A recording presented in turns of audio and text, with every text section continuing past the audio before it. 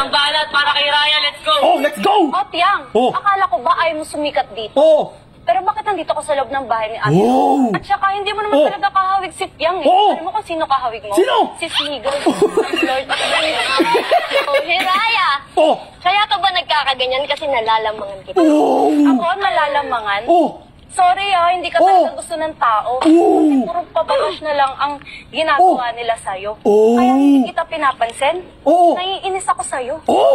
Naiinis ako at hindi lang ako naiinis sa'yo. Naiinis din silang lahat. Hindi marunong makisama? Baka hindi nyo lang talaga ako gusto. Kasi, iba yun eh. Saka, kahit tulong-tulong pa kayo, you will never get my spot. Spotting? Di ka na nga maganda, di pa maganda ugali mo. Butter!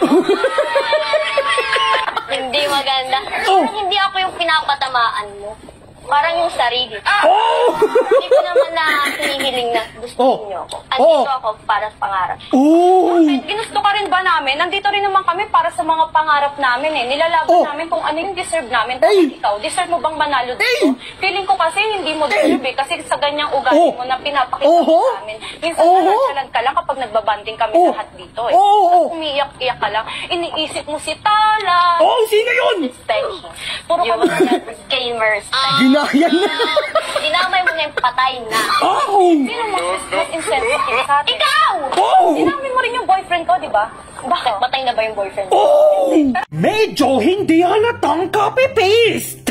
Pero alam nyo, dito, natawa na lang din siya eh. Paano nung sasabihin niya na yung linya ni Fiang, bigla siya tumawa? Alam mo, Ate Hiraya, sinira mo yung script. Bakit mo naman pinag-aaway mga repacker mo, Big Sister? Baka mamaya hindi yan mag-duty. Trabaho pala nila itong kaugagawan na to. Nandyan daw sila para sa pangarap nila. Ano pangarap nyo, repacker ng sapo? Tapos may nag-reply. Gagi, pangarap nila maging buwa. Tapos may nag-reply ulit. Mas gagi ka, pangarap nila makapasok sa mental paglabas nila. Grabe naman si Big Sister. Nag-i-impluensya kung paano maging buwa. Nag-goosebumps ako sa sobrang inis. Hay, ako nga ay nag-goosebumps ang aking itlog. Uwi na lang kayo, mas matutupad pa pangarap nyo sa labas kaysa mahawa kayo ng kabuangan. Tapos may nag-reply, may 500k prize daw sa mananalo. Tapos may nag-reply, 500k pieces na sabon ba yan? Grabe yung price, pang-ogag! Buang's battle dapat tawag dito mga gagi. Hay, alam nyo, mali yan. Kasi rehab battle po ang tawag dito. Kung kay Fiang dinamay pamilya, kay Chang dinamay yung patay na. Hay, ogag kasi yung nagsulat ng script. Pero alam nyo, grabe yung script kasi pati yung nasa langit dinadamay na. Nakakaawa na sila. Isipin nyo na pagkutusan lang naman sila ni Big Sister pero sila yung binabash. Alam nyo kasi, kawawa talaga sila. Kasi panigurado ako, ginagawa nila tong kaogaguhan na to para lang sa pera. Wala kailangan natin i-accept at intindihin. Kasi alam naman natin na sa pera umiikot ang buhay ng mga tao.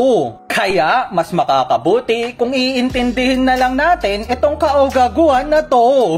Pero alam nyo sana, wag natin sila i-bash o laitin. Sana sabayan na lang natin yung trip nila.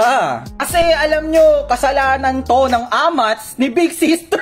Okay, mamimigay ulit ako ng 1K sa inyo. Ang una mo lang kailangan gawin ay pumunta ka sa comment section ng video na to tapos i-click mo yung link ng Jilly Crown at mag-register ka lang. Diba nakapag-register ka na, ngayon tuturuan kita kung paano pumaldo dito sa Money Coming. Tignan mo 50 first bet boy. Tapos auto lang, 50, nice. Uy, nice one.